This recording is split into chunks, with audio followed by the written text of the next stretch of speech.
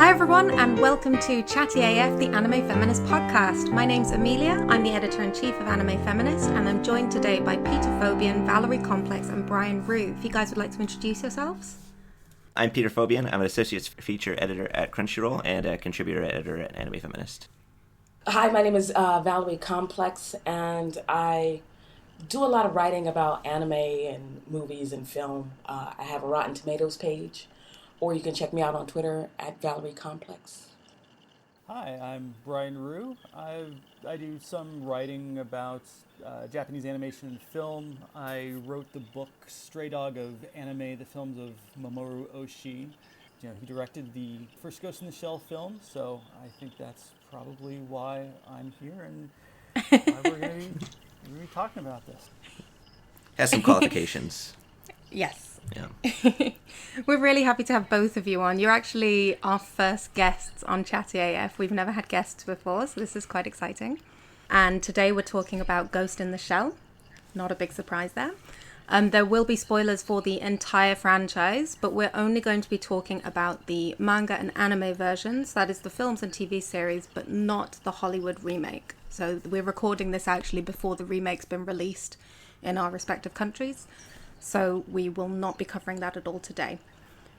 But we are talking about the manga, the anime, the 1995 film, obviously. So I'd like to ask everyone first what your experience is with Ghost in the Shell. So how and when did you first encounter it, and what has your relationship with it been over the years?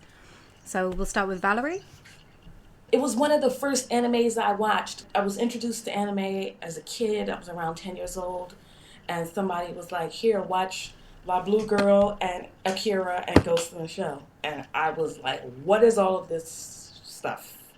And that was like really my first experience with like a strong female sort of protagonist in anime. Parts of it also scared me. I don't think till recently I actually understood what I was watching until I watched Standalone Complex and some other things. But that's pretty much my general experience with the movie and the series. Great. And Peter? I think Ghost in the Shell was probably the fourth or fifth anime I ever watched. I know the number one was Akira, and I saw Eva and Cowboy Bebop, and I don't know if it came before or after Trigun, but it was kind of like that. I was a huge sci-fi fan back in, well, I still am, but that was like my main reason for getting into anime. My first introduction was sort of like my first impression of anime and what really got me into it, because they had all these really creative ways of exploring the same ideas that a lot of sci-fi authors in the West have. Great. And Brian? So I started getting into anime, well, I mean, my original experience with anime was, when I was growing up and watching things on TV, like, because I grew up in the 80s, so it's, lots of sci-fi stuff on TV, like, Voltron and Robotech and, Star Blazers, that kind of stuff. So that's what I kind of grew up with. And then in the 90s, I started kind of getting back into anime again. The first one that really kind of got me back into anime was when I was watching Bubblegum Crisis in the early 90s. And so that was, very kind of, cyberpunk science fiction. That's what I was really interested in into.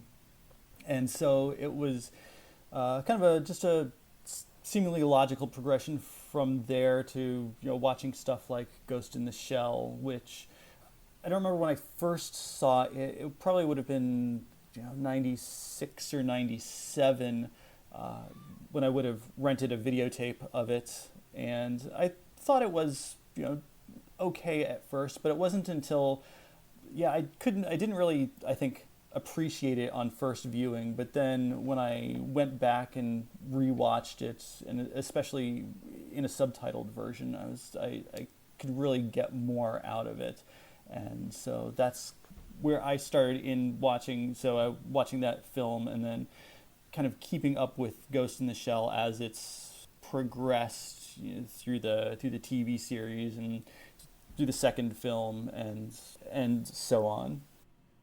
So did you both start with the movie or Standalone Complex? I saw the movie way before Standalone Complex came out. So I was familiar with the material. And I had read the mangas, when I was first discovering what mangas were. I had read the follow-ups. So I was familiar with it before Standalone Complex, although I find Standalone Complex to be better. I don't know. That's just my personal opinion. Same here. I watched the film before Standalone Complex and that kind of stuff came out. I don't remember when I first started reading the manga. It was probably after I saw the film. So I mean, I think that the '95 film was probably my first introduction to just kind of the greater world of Ghost in the Shell. Probably a good thing because those mangas are, well, they eventually get better, but the first one is like weird and it's like, kind of fan servicey, cheesecakey. It's a really dramatic departure. I almost couldn't believe it was the same thing. Yeah. I know, it's really weird, and then it has some explicit content, and it was just like, because I had seen Dominion Tank Police, and I know that that's also by Shirow. It was such a different thing. So it's probably good that you saw the movie first. And talking about Shirow's work, yeah, I mean, before I watched Ghost in the Shell, I was also familiar with Appleseed a little bit too, which was the manga, and there was an animation of it too that came out before that. And I watched the Appleseed, the first Appleseed anime quite a bit actually in high school before I watched Ghost in the Shell. So yeah, I mean, I was and that kind of goes along with the whole kind of techno cyberpunky stuff that I was into at the time. They're all in the same. Mm-hmm. It wouldn't surprise me if they all existed in some sort of quasi-universe. I think the two main characters from Appleseed show up in the background in the first volume of Ghost in the Shell, don't they? I was going to say, yes, there is. It's just like, yeah, kind of in the background in a crowd scene. I think they're sitting on some steps, but yeah, you do see them in there. Which could have been fan service, or it could have just been like, yeah, I don't know if he was implying that it's the same universe or not. But I know there's a big debate among Shirow fans as to whether his ultimate work is Appleseed or Ghost in the Shell. So, did any of you see the remake of Appleseed? No, I didn't. No. Yeah, the remake is. I like the remake. A lot of people don't, but I know there have been some. I've seen a couple of the theatrical ones, but I haven't actually gotten to the. Was there like a TV show with some episodes? I don't know, but I know. Okay. As far as a TV show with some episodes, I don't think so. I just think that it's a 3-part movie series. Okay. Because I have the first film and it's like almost 2 hours, and then there's a second movie, and then there's a third one. Neither of them are good, but the first one is worth it. But as far as like Shirow's ultimate work, that's really a good question. I still like Dominion Tank Police, but whatever. I mean, I'm always weird and on the outside of things. Well, I want to ask about the manga, actually, since we're discussing it. Did you see the manga? Oh, sorry. Did you read the manga of Ghost in the Shell before or after Standalone Complex? Oh, gosh, I can't even remember. It was way before Standalone Complex, because actually, I just actually watched Standalone Complex like 4 years ago. So it was like way before. Yeah. But you were already a Ghost in the Shell fan at that point. Yes. Okay. And how did you respond to the manga then? I was shocked. Yeah. I was like, this is so, I don't know, it just reminded me of like some cyberpunk version of Sailor Moon. And it was weird. The illustration was weird. I can't really describe it. I don't have a word for it. Brian, how about you? Did you read the manga like after identifying as a Ghost in the Shell fan, or was that part of becoming a fan? I think it was part of becoming a fan. Mm-hmm. And I do think that reading the manga helped me understand the film a bit more, because that was one of the things. So yeah, when I was kind of the difference in the ending between the film and the manga, that when Kusanagi, the new body that Kusanagi gets put into, in the film is that of a young girl, whereas at the end of the manga, the body that she gets put into is that of an effeminate man that Bateau initially mistakes for being a woman, which, there might be a lot. It seems like there's kind of a lot to unpack there, but so one of the reasons why I pursued the manga and wanted to read it was because I was interested in the film and I wanted to find out a little bit more about it, kind of figure out where it came from and maybe give it a little bit more context. Okay, because Ghost in the Shell is a franchise where you have the same characters, but they're represented differently depending on which version you're watching, and they tell slightly different stories depending on which version you're watching, right? But in each time they have different art styles, they have different personalities, sometimes they have different motivations. So looking at Motoko, I mean, my personal experience with Ghost in the Shell is, I'm not really a fan. I saw the 1995 film back in the 90s, I think probably on the Sci-Fi Channel in the UK, starting at midnight, something like that. Anime was actually niche back then. So it was, something I watched and I felt kind of an obligation to. And the older I've got and the more I've kind of identified as anime fan, the more I felt like I have this obligation to give Ghost in the Shell the respect it deserves. But I don't really enjoy the sci-fi. I don't really enjoy the philosophical content. And it's hard for me to engage with it. However, at the same time, I absolutely appreciate the cultural place that it exists in, and the fact that it is fronted by this physically strong and professional female character, I think is just incredible that it's achieved the level of popularity that it has. And for as long as it has, the longevity of this series is really impressive. I would say that the franchise is like loosely connected, because if you read some of the material, it says that, there are different people who say everything is connected and it's all in the same universe, and that it actually sort of runs chronologically if you look at it, with Arise, Ghost in the Shell Arise being a prequel, and then ending right where the 1995 movie starts, and then Standalone Complex, Solid State Society, and then that's it. But like you said, the motivation is different, the missions are different, everything is different, so I don't know if it can be called an official sort of franchise, because everything can be connected and sort of standalone. Yeah, absolutely. So what I wanted to ask you guys, which is your favorite version of Motoko and why? In all of the franchise of Ghost in the Shell, in every one of its versions, which one do you feel most connected to, like you most appreciate? So I'm going to start with Brian. I'd probably have to say that my favorite version of her is from the second season of the TV show, so from second gig, so that stretch of 26 episodes, because I think it goes into a lot more into kind of her background and her relationships with kind of the people around her, and it brings up some really interesting ideas about the nature of the body as you are kind of growing up, because in second gig we see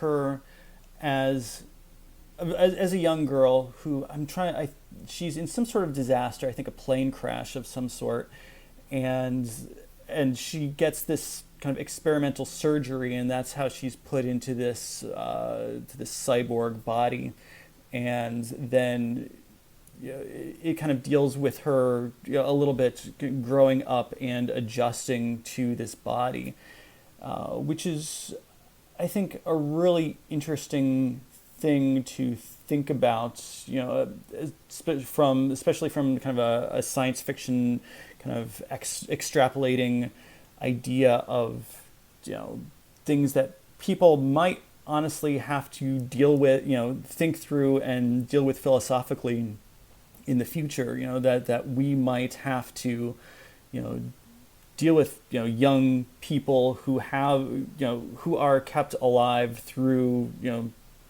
cybernetic implants and things like that, and how we deal with that as they grow up and their conceptions of themselves and their bodies. So I think that in that way, I think that makes Second Gig one of the most interesting treatments of her in the franchise. I mean, but of course, I have my original love is for the 1995 film. So I mean, I always kind of go back to that, but I think Second Gig just kind of edges it out a little bit for me. And Peter, how about you? I'd probably have to say the television series. The film, I think, really kind of was like an isolation of the human essentialist themes in that like are in all of the Ghost in the Shell adaptations. So it was very, they were sort of like going for this Kusanagi who was very like, I don't know, questioning her own humanity very often, which in the film, you mean? Yeah, in the 1995 film.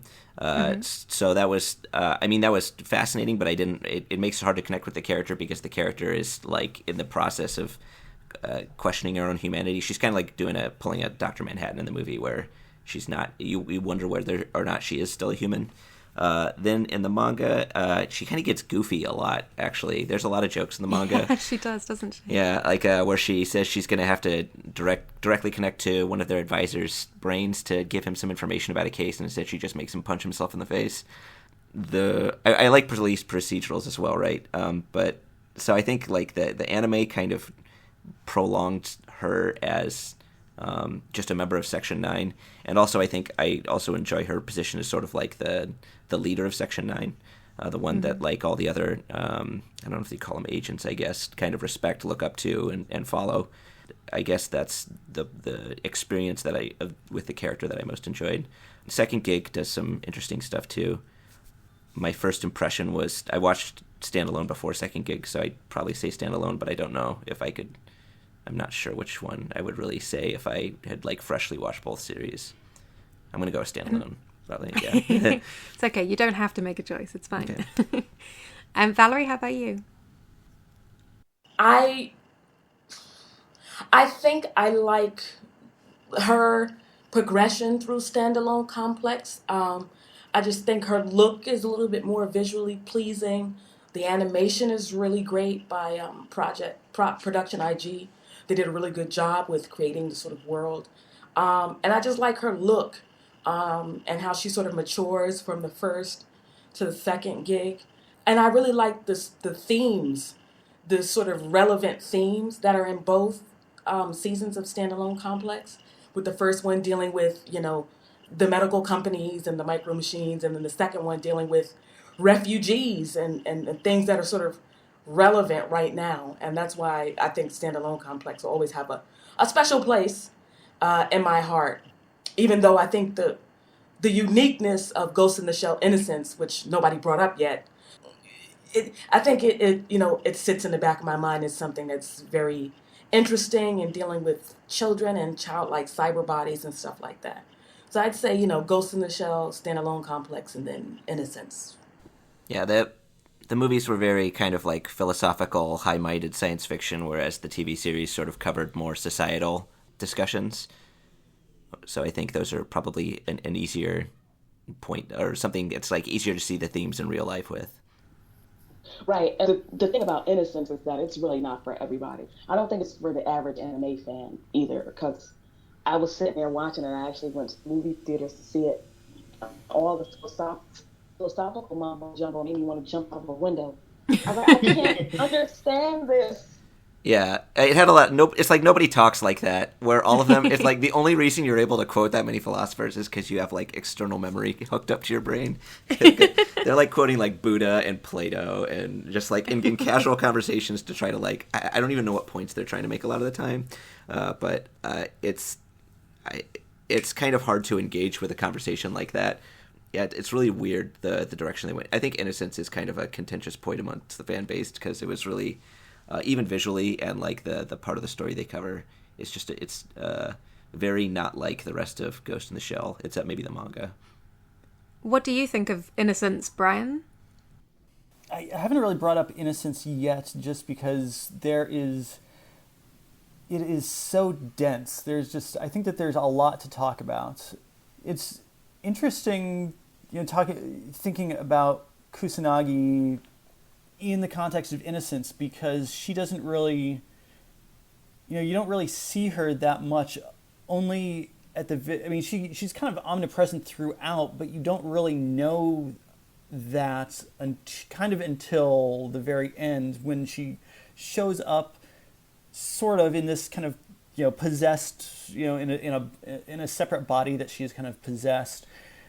And so she's kind of, she is kind of like this ghost that's kind of lurking throughout. But yeah, there's a lot, like you were saying, there's so many quotations and different things and different literary allusions that's going on in there, that a few years ago, when I was revising my book to include a chapter on innocence in it, I really had to limit myself to what I was covering in that chapter, because there was just so much to talk about and to write about, that I could have kept going on and on in there, and it was just so much to, like I said, there's just so much to unpack and to talk about, and to try to figure out what if anything are they trying to say with all these different quotes and literary allusions and things like that.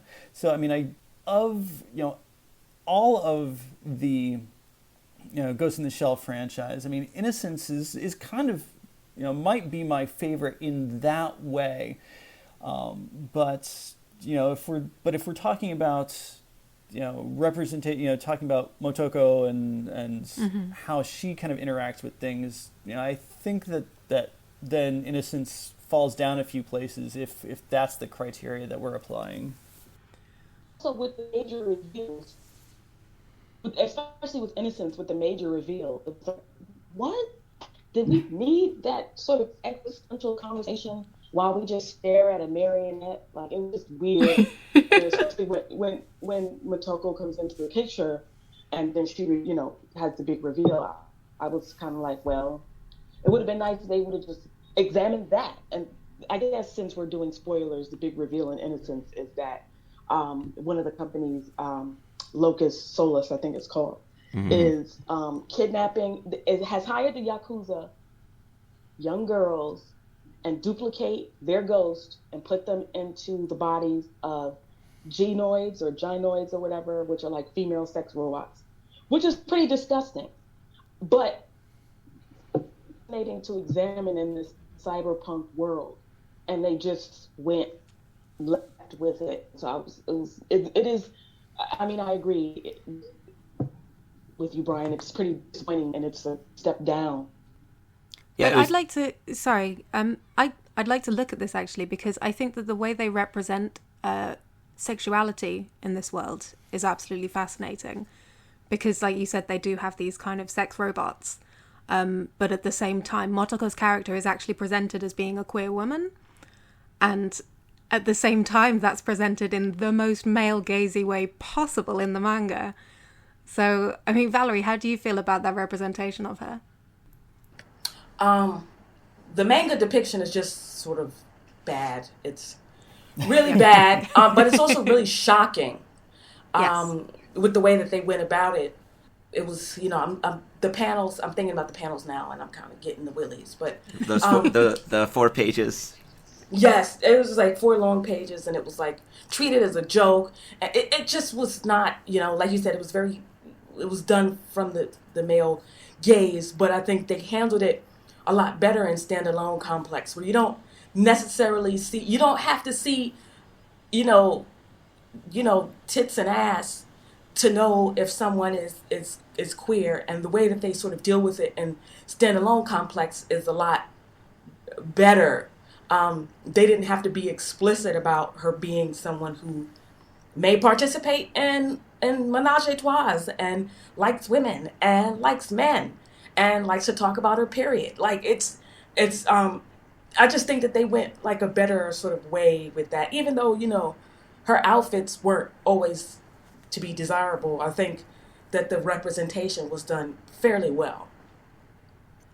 Okay, Peter, how did you feel about the way that they represented Motoko there?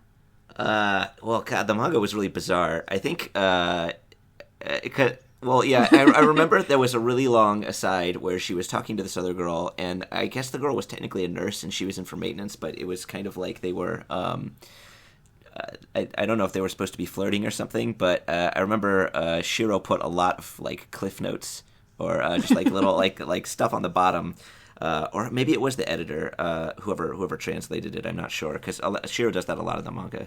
But they were talking about how when there's no reproductive pressure, people tend to search for similarity when looking for sexual partners or something. And I guess the bottom basically just said this is sort of the reason why this is like an excuse for her to be a lesbian or something like that. It wasn't specifically stated like that, but that was essentially what it was saying. Which I thought there's a lot of fan service in the manga, so I feel like that was just kind of Shirow doing what he wanted with her character and the visuals. Although I do remember later on, she's dating a guy who works for, I think it's Section 6 or Section 7. It's just like the beginning of a story arc, but it shows them like in the same apartment, and in the morning, I guess, so that it implies that they had spent the night together. The reason that stands out to me is because later on they find out that they were like manipulated into hunting each other down, and when they run into each other, they're both surprised, but she still throws a knife through his shoulder. And then I felt like the anime kind of I don't think it implied that there was nothing between her and men. It just had like I guess more implicative indications of her sexuality, because I think it was that one scene where she was called in and she was in her apartment with another woman or something like that. So that was there were two women in the bed. Two. Oh, there were two? Yeah. Okay, all right. Yes.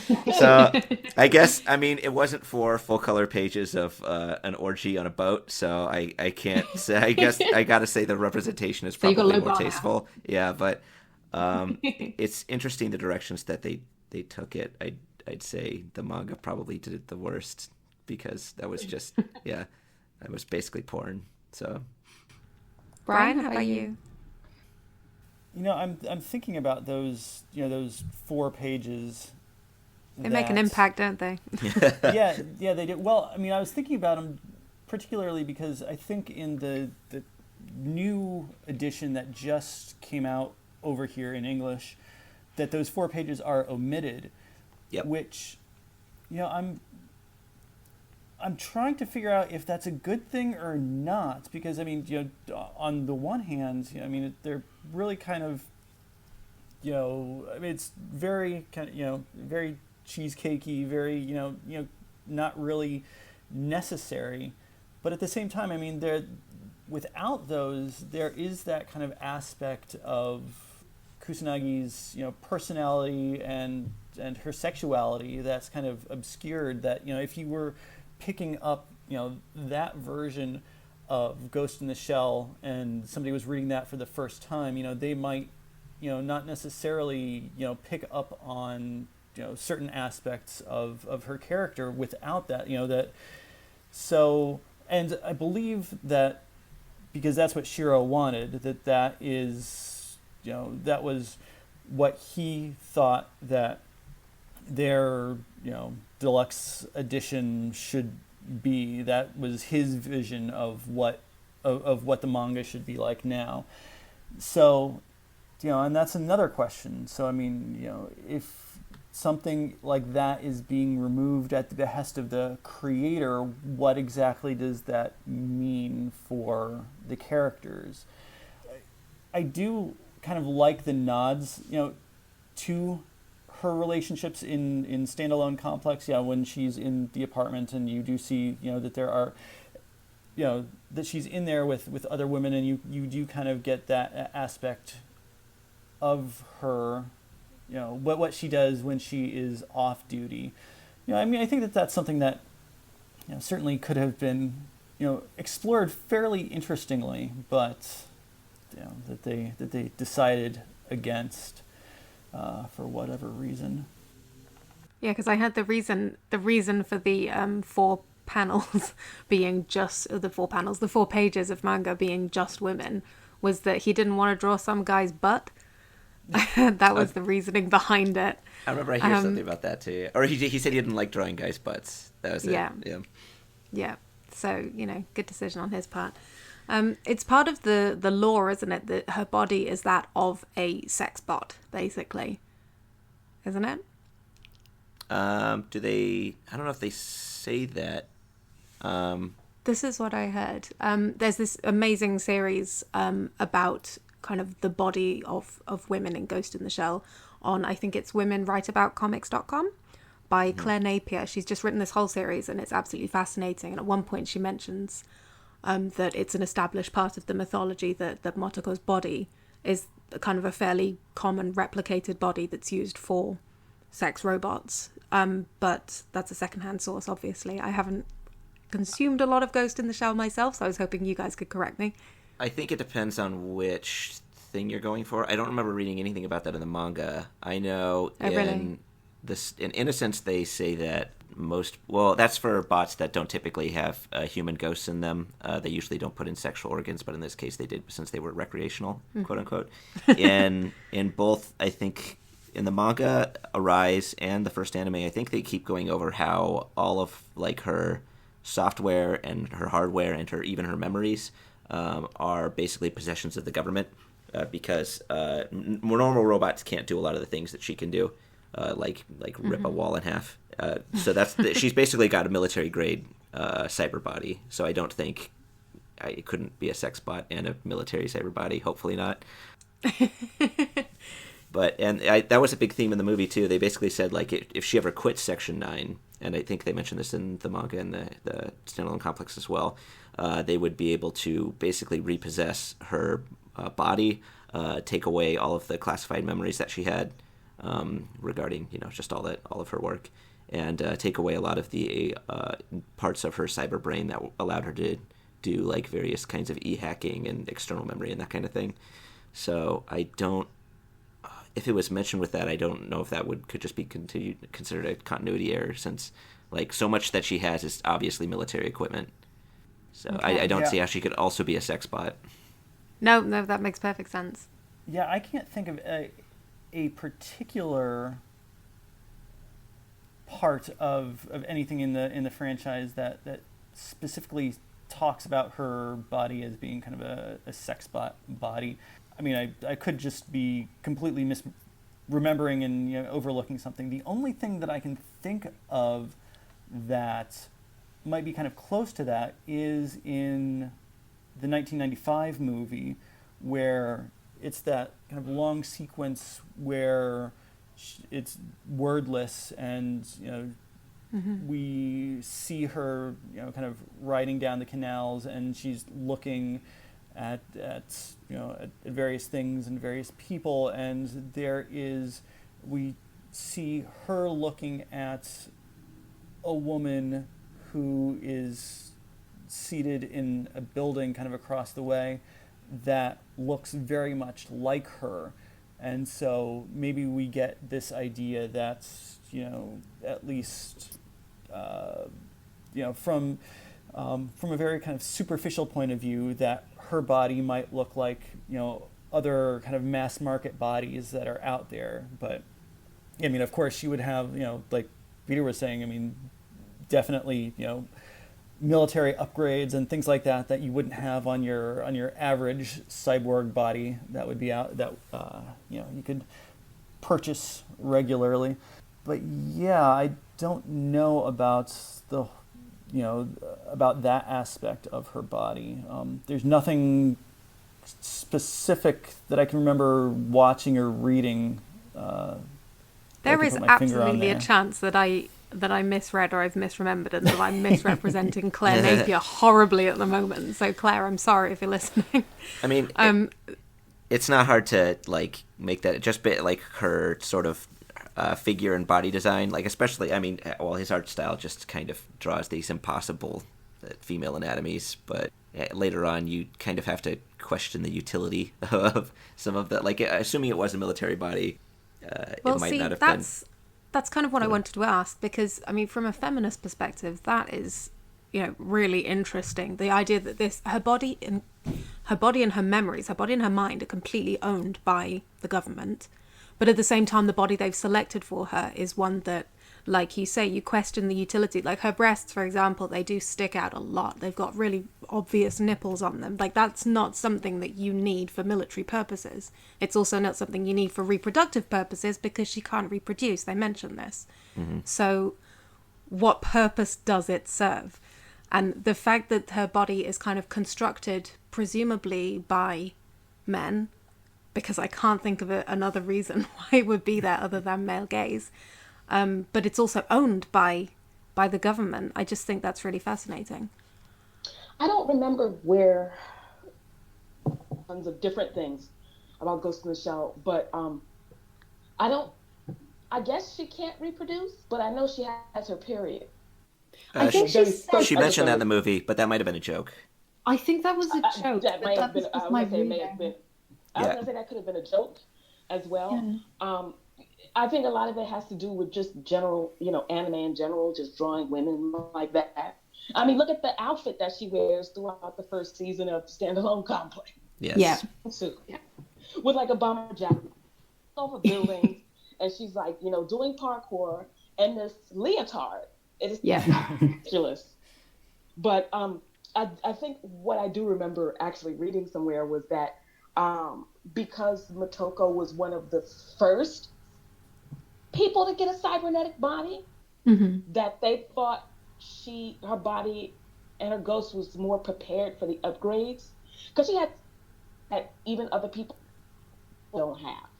She's considered like a dangerous weapon. But if I remember correctly, they didn't take anything from her. When you look at solid state society, she seems the same.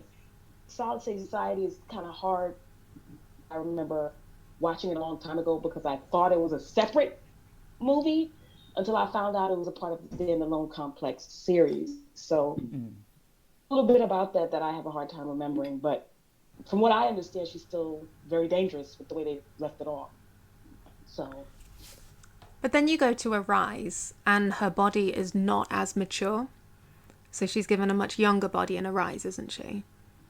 But I think Arise is a prequel. That's what people keep saying. I don't know how it is. Okay, well then she's just a younger Motoko. Yeah, they talk about how they keep on. Yeah, they talk. I think they revamp her past from Second Gig a little bit, saying it was an accident, but it's some sort of no, it's like a chemical attack. So they saved her brain, and as she grew up, they gave her larger and larger prosthetic bodies to kind of simulate growing, until finally, and right now, I guess she's a teenager or something, preteen even. But even then, the first story arc is. I think they want her for Section 9, but she currently is essentially government property because her body is so expensive, and she's gone through several of them that they basically said she has to work for them because she owes the government millions and millions of dollars at this point just from all the prosthetics. Yeah. Interesting.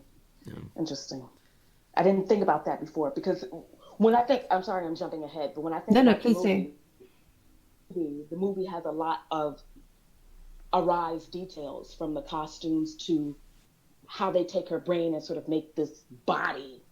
When you say the movie, we're talking about the remake? I'm talking about the live action one that's coming to Hollywood. Yeah. Mm-hmm. A lot of details are used from Arise, which I thought were interesting. And since you mentioned that, Peter, now it makes total sense. Because Arise is kind of like a blurb, because I found it really boring, but that's me. No, it was me too. Okay, Brian, have you seen Arise? I have seen Arise. It's probably, talking about favorites in the Ghost in the Shell franchise. I mean, as a whole, Arise would probably be my least favorite. Oh, really? Just in general, and for what. The character of Kusanagi, just because, it's not the Kusanagi that we see in really kind of other, any of the other in Standalone Complex, in the movies, in the manga. she's not.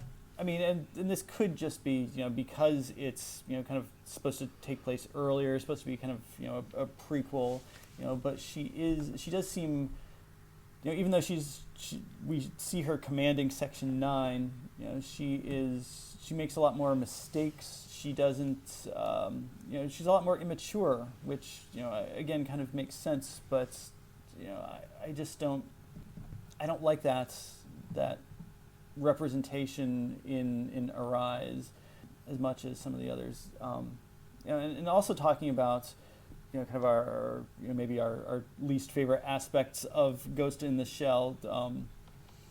I think Valerie, you brought up her outfit in the first season of Standalone Complex, which is probably my number one reason for kind of being skeptical of that series. And I didn't actually watch Standalone Complex until a number of years after it was out, just because I saw those character designs, and it really kind of made me take a step back, and made me think that this was not something that I would necessarily want to watch, just kind of based on that ridiculous completely inappropriate outfit that they had her in, when everybody else that you see in the entire series seems to be, dressed reasonably, and then she's got that leotard and leather jacket kind of ensemble that she sports throughout that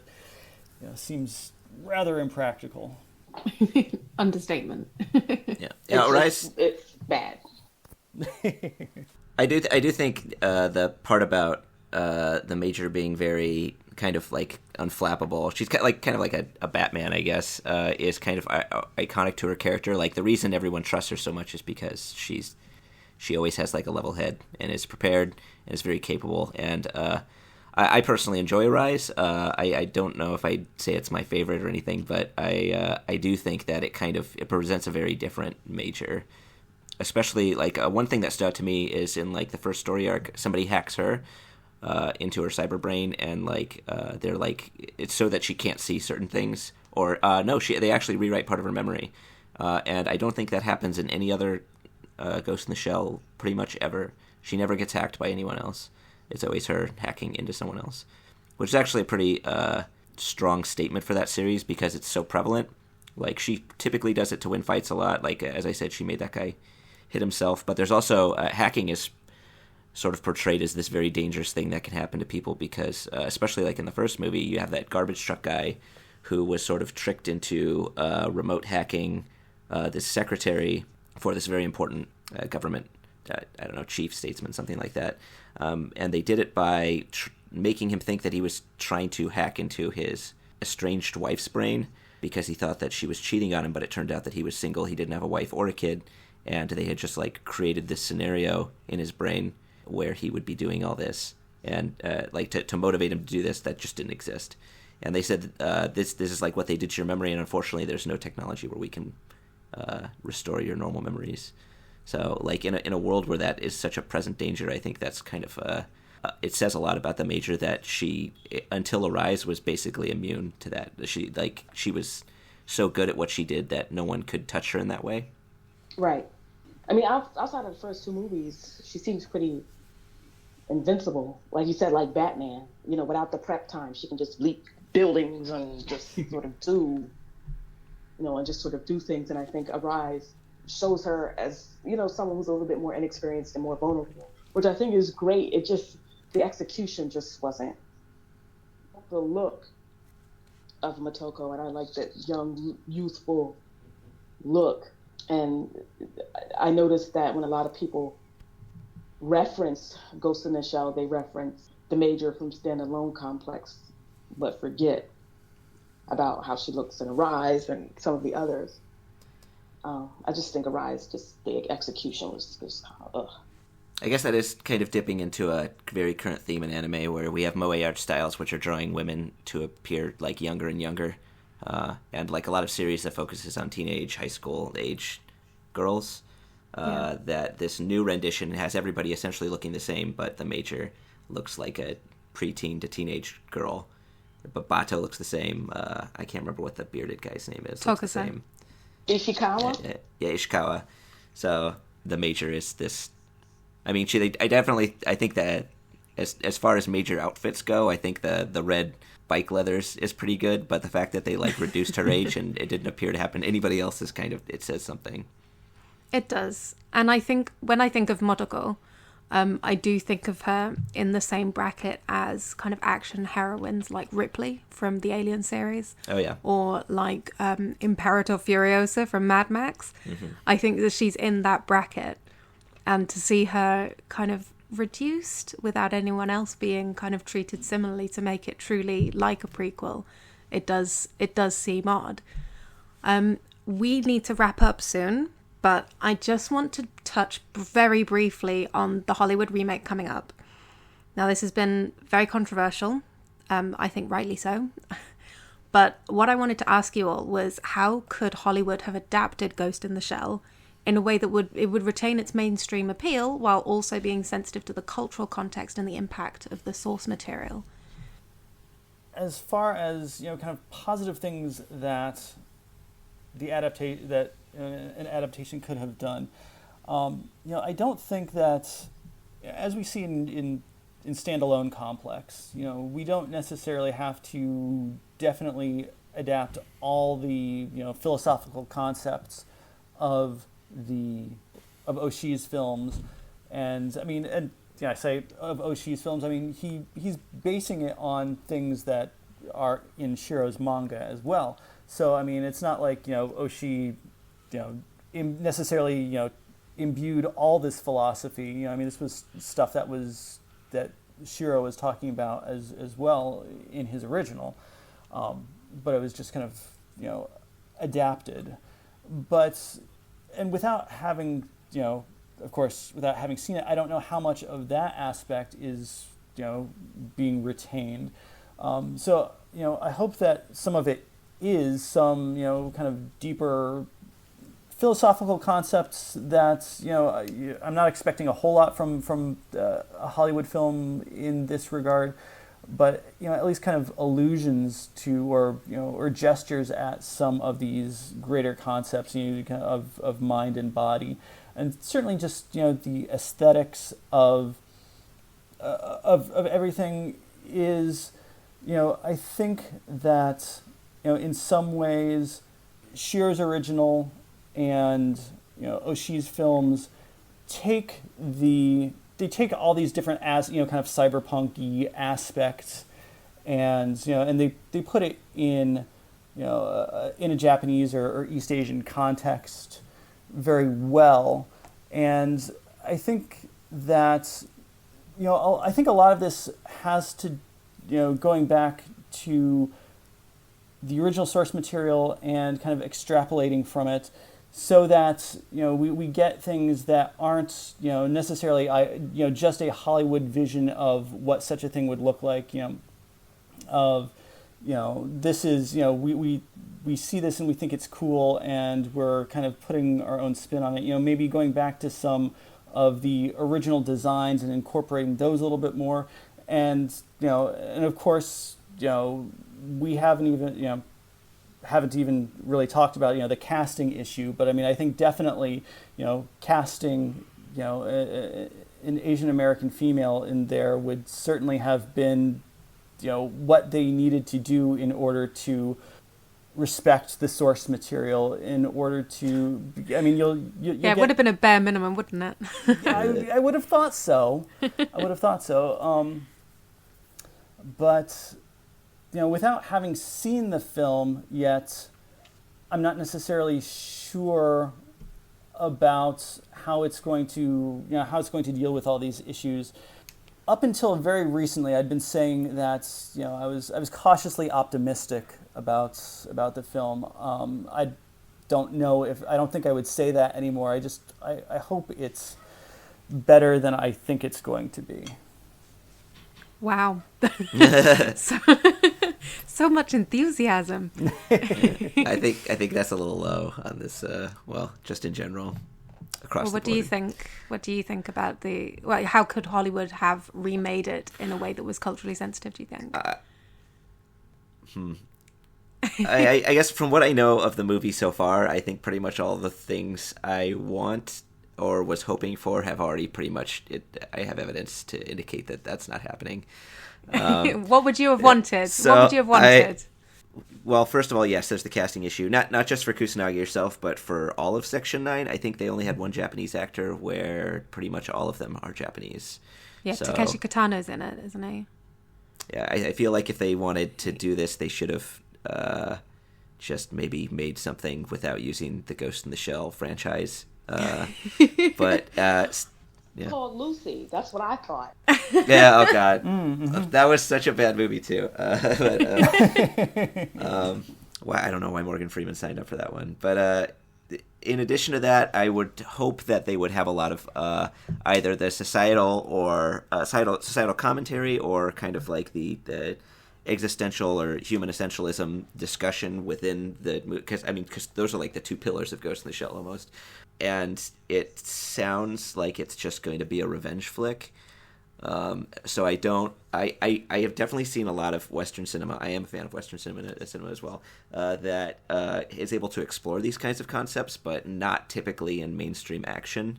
I don't know if I've ever seen a mainstream action film that had any kind of just that at all. So since it seems like they're going for a like very strong action story, and from what I understand, it's also like I'll touch on that in a second. I think it's mostly just going to be like Matrix action that we're going to get, and then the Major's character as well. One thing that she's rather impersonal, I guess. She's like a consummate professional. So pretty much any conflict that she gets into with anyone else over like this is all of Ghost in the Shell. She never gets emotional about her job.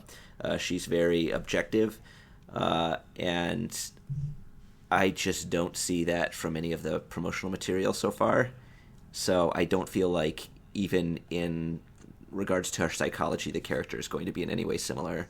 So I can't really point at anything besides a cyber body, which has been done in a lot of different cyberpunk and science fiction stories, that would indicate that this is even the same character.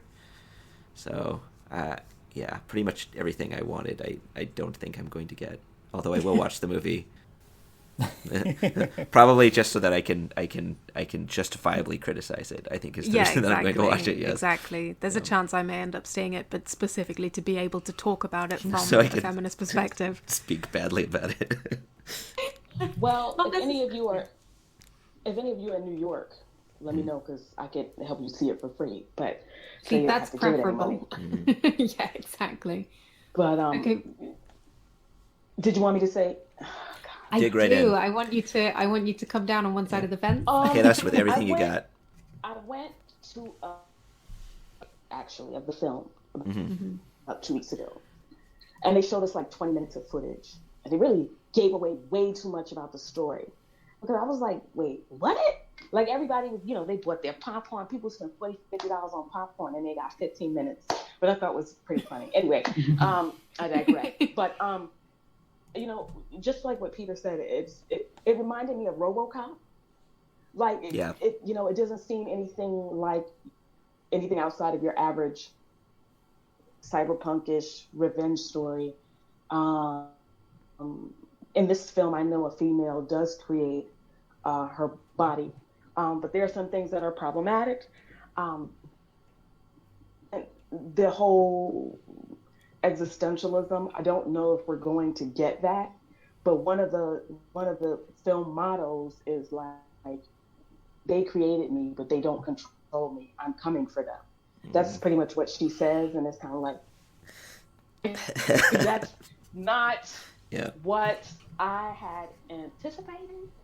And it kind of like is unfortunate, because I wish they would have went the Matrix route, where they took ideas and elements from source material and made their own thing, as opposed to calling it Ghost in the Shell when it's nothing like anything. From the character design to everything is just not in play. It's not in place. And they have elements of, different things. They have elements from Solid State Society, from Innocence, from Arise, from Standalone Complex. They have Kuze, who's from Second Gig. Like, they just threw like a bunch of elements together. And I guess they've created this sort of story. I'm thinking they've created something like a one-off, because maybe they've already known that, when you look at the history of Hollywood adaptations, how many have been successful? Like 0. So I just don't think this one is going to be any different. What I would have liked to have seen was something a little more existential and something with a little bit more representation. The actor Chen Han, who plays Togastar, is from Singapore. And then you have Aramaki, Beat Takashi. And that's pretty much it. So you have this white woman like controlling a whole group of people of color. Oh no, the guy that plays Bato? Not Bato, I forgot the one on the team, the sharpshooter with the eye. Oh. Saito? Saito. I think he's a Japanese guy too. Okay, good. But the guy that plays Ishikawa is black. Like, it was just weird. It's weird. It's really weird. You brought up a good point, though. Like, Ghost in the Shell has had a huge influence on Western cinema, actually. Like, there's shot-for-shot things that you can pull from the 1995 movie that have made its way into Western cinema. The Matrix was heavily influenced by it. It's obviously, we've seen a lot of Ghost in the Shell in Western cinema already. Mm-hmm. It's just, this is the first time somebody's slapping the label on it and trying to say it's the Major in this movie. And in this, I would say it's probably one of the ones that I would say is least similar so far. Yeah, like, if it felt like it was going to be more like Blade Runner-esque, I felt like it'd be more appropriate, but you just don't get that vibe off the movie. Well, because Ghost in the Shell is inspired by Blade Runner, but it took those elements and did something else with it. Mm-hmm. Instead of making an anime version of Blade Runner. Yeah. So I just find it very odd. I've written a lot about this, and if you guys are interested, I can send along the links. I've written about why these adaptations fail. To include it in the show notes. I've written about a lot of this kind of thing. Because there's a lot of factors that go into it, and a lot of it is casting and poor marketing, and just in general, they set these remakes up for failure, so... You had a really good article that had a lot of the different kind of like Hollywood renditions of Kusanagi, right? Yeah, that was me. Mm-hmm. Yeah. I didn't think anybody read that. Oh yeah, I was definitely. I checked your work out. I knew you'd be on the podcast. Yeah. And that's the thing, is I do genuinely believe that you can remake anything in a way that's kind of sensitive and appropriate and a real kind of homage to the original material. And I think they completely failed at that because that wasn't a priority in the slightest. But I do believe that it is possible. So it's interesting kind of hearing your thoughts about what you wish they'd do. I think that's going to have to wrap it up for today, though. Thank you so much, guys, for joining me. Just to say that you can find more of our podcast, more of our work at www.animefeminist.com. You can find us on Twitter at animefeminist. You can find us on Facebook at facebook.com/animefem.